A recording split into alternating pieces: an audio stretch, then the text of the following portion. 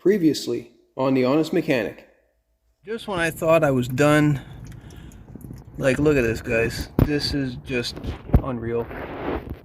I guess when I was fumbling around with that water pump, the gasket didn't actually sit properly, and now it's just spewing out as quick as I can put it in. So, oh my god, I gotta do this again. I am so tired right now. Oh, this project is becoming a nightmare. Well, let's try this again. So what exactly happened in that video? I mean, at the end, obviously I had some issues. If you guys want to brush up on that before you continue watching this one, check the description box and that's where I'll have it linked. But let's get into the update real quick. Obviously I had some problems with the water pump. The original water pump was leaking. This is the original one here. It was leaking out of the telltale hole. Not leaking statically, but as soon as it got up to pressure, she was making a big mess. So we went ahead and replaced it. But I had a problem with the gasket on this side, I believe. I struggled with this one. I guess when I first put it in, it was off to the side. So as a pro note, I would say next time if you were to do one of these, like I did, I added a bit of RTV on each side of the seal just to kind of hold it in place. Then I had managed to install it much better. And I completely forgot about Susie. Yes, that's the name that we've given her, or at least my kids have given her. They nickname all of our stuff. I mean, if I remember correctly, my wife's Volkswagen is called Ruby. The Big Bear is actually called Jurassic. And I actually stumbled upon some footage that I forgot to make while making another video on the Big Bear, which is linked up here if you want to see that later. So, or here, I forget which side I got to point. But without further ado, we're going to go fire it up in a little bit. But after doing the water pump, I also decided to put in a carburetor kit because the carburetor, not that it was leaking or anything like that, but it was old. So I figured I'd put a carburetor kit.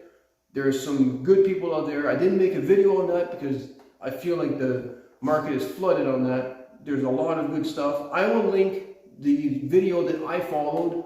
There was very good information on that. So again, that'll be in the description box there.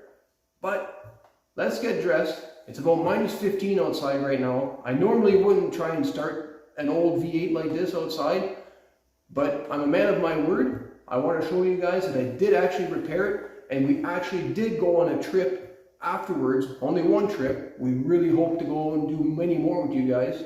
But let's go see if we can get this thing running and we'll go from there. Alright, so we got to connect the battery because that's not connected. I like to leave everything disconnected and I did winterize this. We'll go through that in a little bit as a bonus for you guys if you ever had to winterize an RV before. If you haven't, follow along. So let's go to the front of the hood here. Get it opened up. And like I said, we got a pile of snow recently. Let's see if I can open this up.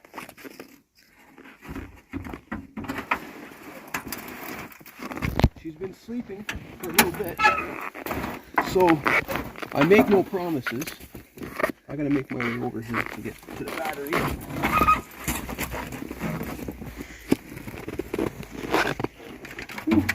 It's cold. So let's see. Let's just get that on there as much as I can. I'm going to use my handy pliers here to help with the connection.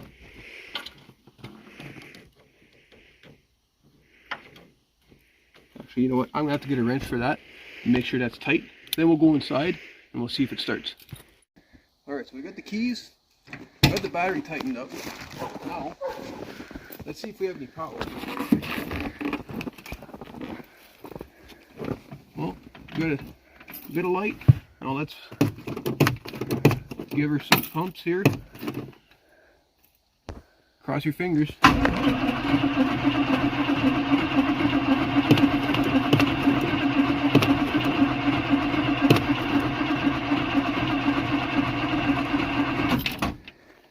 Ooh, she's turning over, but she's cold.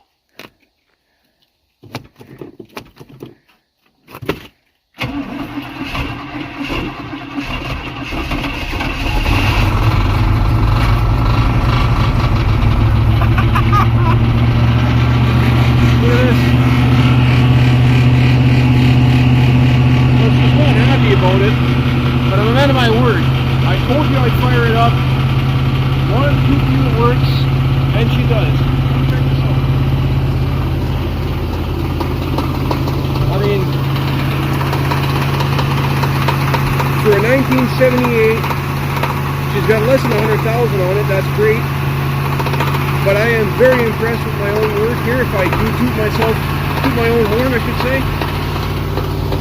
But that's awesome. So we're going to let it run for a while, and then we're going to get to how I ended up winterizing it and put it in this condition. Okay, so how do you winterize an RV? Well, I had to learn myself, so again I followed a bunch of videos. And I asked my dad, because he had a bunch of RVs as well. Mostly used his input. So, what you need to do, first of all, you need to, if you have your water set up, you want to make sure that you have no water in your holding tank. That is very important, because that will crack. The second thing I did here is, if you look down here, this is my water pump to feed the whole entire camper. So I disconnected the line going into the tank, or the input, sorry, line going into the pump, and I took plumbing antifreeze, and all I did is I took this line, dumped it into the plumbing antifreeze, turned on the pump, and at that point I went to the furthest, all the way back here, I went to the furthest faucet, which would be this one, right over here, until plumbing antifreeze came out. And after that, I followed suit with doing the plumbing antifreeze out of the bathtub here. Don't forget to do the toilet, because that's very important. And after that, you follow your way back to the sink over here, and that's all I have in here to waterproof here.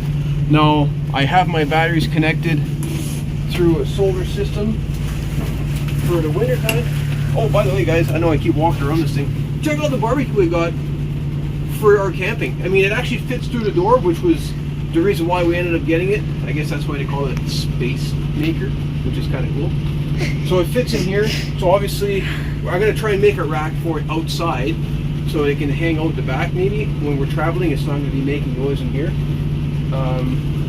So going back to the batteries, I have my solar panel here in the sun. I do get some good sunlight through the windows, and I'm actually looking at it now. It's flashing, which tells me that it's charging, which is a great thing. So it's going to keep these batteries from freezing, because these batteries are what we use for lights at night. And otherwise, that is about it when it comes to winterizing. I did stabilize the fuel in the tank. I can show you guys what I used.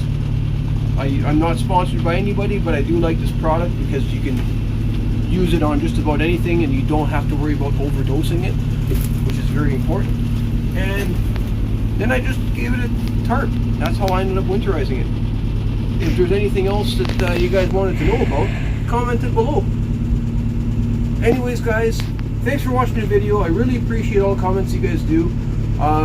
Like I said, I'm sorry that I didn't finish up on this project on a video scale, but we are going to have many projects to come on this thing. Lots of trips, hopefully. And as you can tell, I'm a man of my word. It's freaking freezing in here.